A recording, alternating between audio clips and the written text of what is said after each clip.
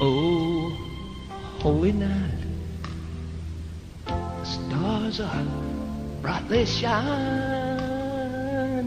I'd forgotten to sign my name. I'm beginning to wonder if I'd ever see a letter without signing my Of name. our dear Savior's birth.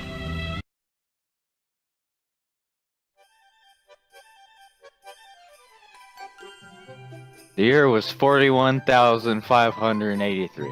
It has been 4 years since Glointa last visited me. I was beginning to wonder if I'd ever see him again. In my candlelit room, I began writing my letter to him once more. Dear Glointa, thank you again for bringing my parents back all those years ago. I hope this year I'll be able to gaze upon your magnificent beard once again and hear your jolly old voice. Merry Gloinesmas, love.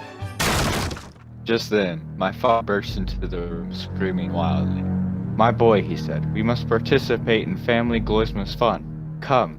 We were watching Grandma got ran over by a Glointa Deluxe Blu-ray Special Edition. I set down my paper. Papa, we already watched that this morning.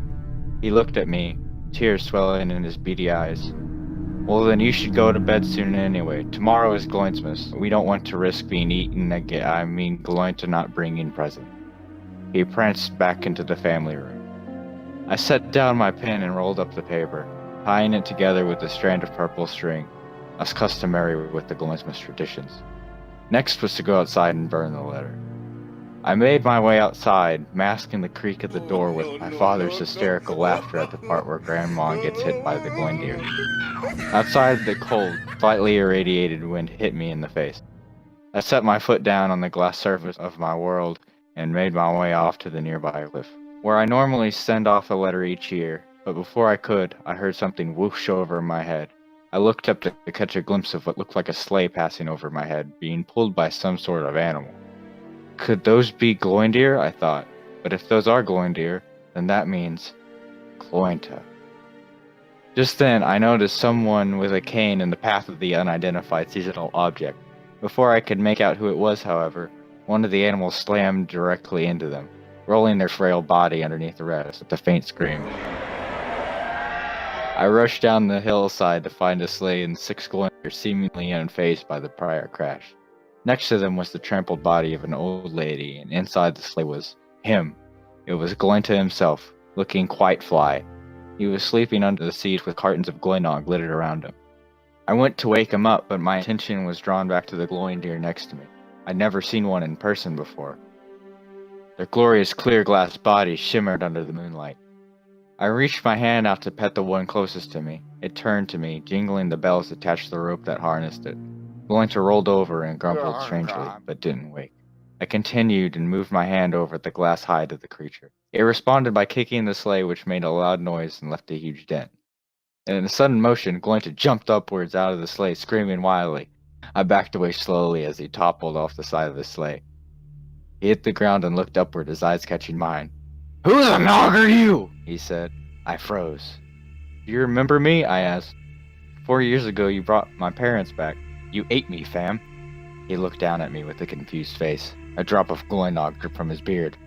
"Nope, not ringing any bells," he said, and began walking around the sleigh as if he forgot I was even there. He stopped over the body of the old lady and grumbled to himself. "So why are you here?" I asked. "I'm looking for something. I think it might be here." I couldn't help but wonder what the old lady was doing out here. I hadn't seen anyone here aside from my parents in a long time. Maybe she was looking for something as well. Glointa looked at me, then back at the old lady. "Hey kid, you mind staying with my sleigh while I hide the evidence?" Maybe," I said. Glointa picked up the grandma and teleported away. I waited there for some time, thinking about what I should say when he got back. I took out my letter and contemplated giving it to Glointa to see if it would help him remembering me. I looked over to make sure it was good, but I realized I had forgotten to sign my name. I couldn't give him a letter without signing it. I frantically searched for a way to sign it. He must have something to write on in his sleigh, I thought. Frantically, I checked around his sleigh. I opened the glove compartment and more Gloinog fell out along with some papers. The papers had some strange writing on them, but I paid no mind at first. He must have used something to write on them. Maybe it was fate, but while I was looking, one of the papers was caught by the wind and started to fly away. I caught it before it had a chance to get away from Glointa's vehicle. This time, I examined it a bit. It has some strange notes scribbled all over it and a chart of different locations all scratched off. But the strangest bit was the symbol in the center of the page. It resembled a turtle shell and was present among the other papers as well. "What you doing there, bucko?" I jumped and screamed like a little girl. I turned to see Glointa standing behind me. Nothing," I said. He reached out his hand from me to hand him the paper. He stuffed it down in his coat pocket. "You know, sonny boy, kids who take things that aren't theirs end up on Glointa's naughty list. And you know what happens to those on the naughty list, right?" I tried to think of something to say. I wasn't stealing it, I was just looking at it, and the symbol looked kind of familiar. I was trying to think of something. Uh-oh. Suddenly, his eyes lit up like Gloinesmas morning. "I do remember you," he muttered. "Well then, would you like to help me out?" he began. "Come with me and let's see if we can help me find what I'm looking for." "Oh, okay, sure," I said. I couldn't really refuse. "Well, I can't find anything here, so next is, let's see. Bev, you ever been there before?" I shook my head. He looked over to me with a strange grin on his face.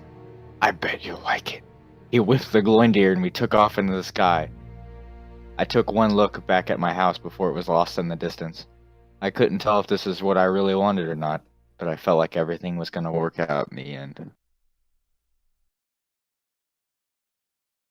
It is Gloinesmas after all, the story of the magic of Glointa, and the love of the live and everything, okay, like that.